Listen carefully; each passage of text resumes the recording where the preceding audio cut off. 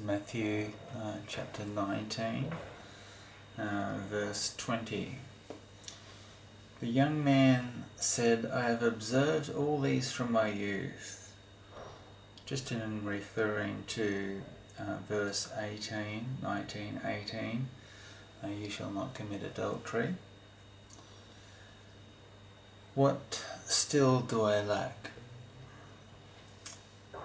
Today I've been thinking about how the accusation of adultery is often a great stumbling block to church-going Christians, because pastors and priests have turned a blind eye to Scripture. But I just want to explain some of the benefits of not marrying a second time. For example, I had a friend and he had his wife leave him, and I asked 4 years later who that girl was that was with him, who was a little bit older maybe, and he explained that she wasn't a Christian and that she was prepared to go to church, and that he found her on the street under the guise of business, multi-marketing, multi-level marketing, that sort of thing. And I said to him, after many questions and many days, I said, "I'm not saying that God has told me this or prophetically speaking into your life, but I would suggest that you not marry this woman, because you don't know exactly where she's coming from, and you could be in a worse predicament than you were before. For example, does she have an anger problem? Is she very angry about life?" Months went by and I still saw her dating him. And then months went by and I said to my friend, "Did you break up?" And he said yes. He said that she took to him with a knife. And that sort of situation is not good. Another situation is my own father, who divorced my mother, and again, there's not a great deal wrong with separation, but there is a great deal wrong with remarriage. He married a woman who was a traditional, occasional church-going Christian who swore like a trooper, and the worst case possible scenario happened.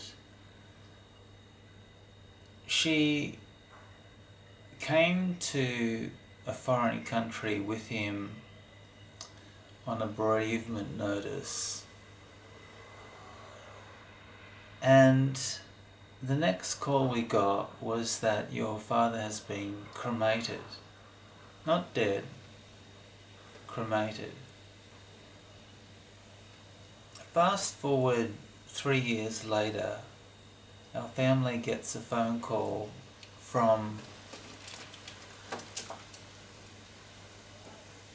a man who had a relationship, whether marriage or de facto or boyfriend, girlfriend, I don't know, and he too was overseas, and he too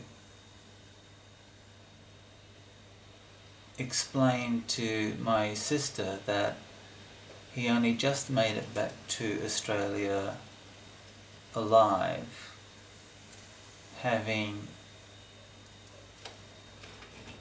almost been killed by my father's second wife.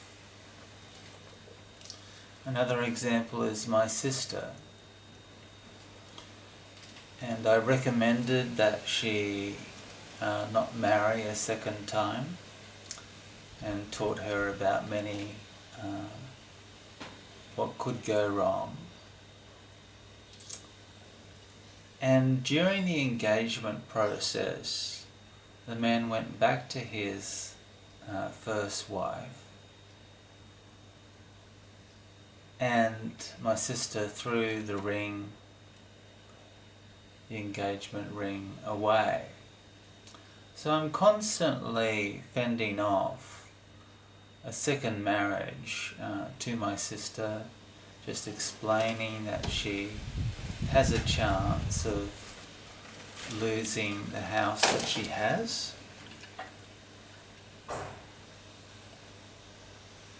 And many other situations.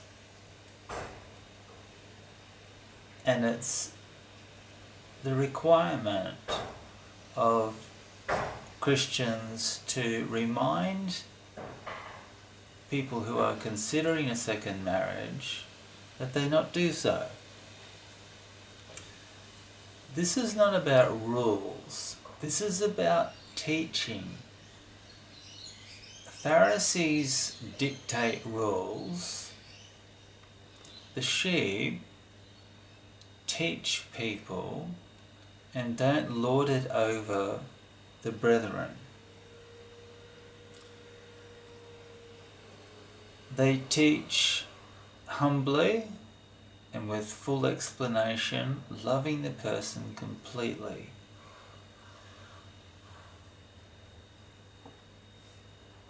I don't know of many successful second marriages. It's a different situation when two widows get married.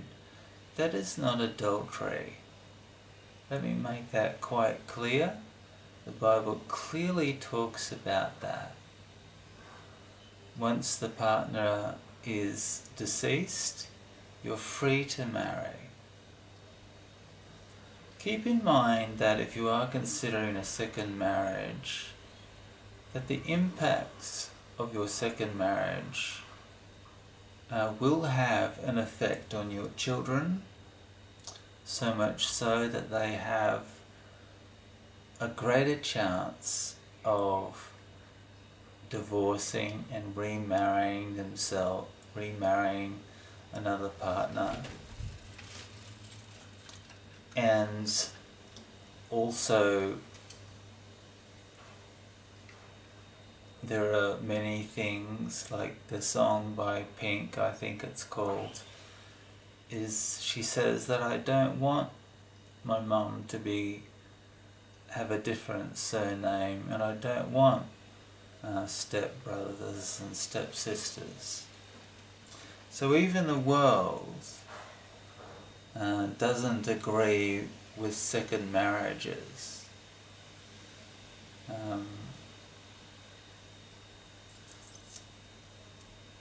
So I just wanted to leave you with a great deal of peace, and that you will have a happy life being separated and not remarried. And another quick example is another relative who remarried a woman that's the same age as his eldest daughter, and he's far removed from the family now and not having a loving relationship with everything. So this has been Matthew 19 out.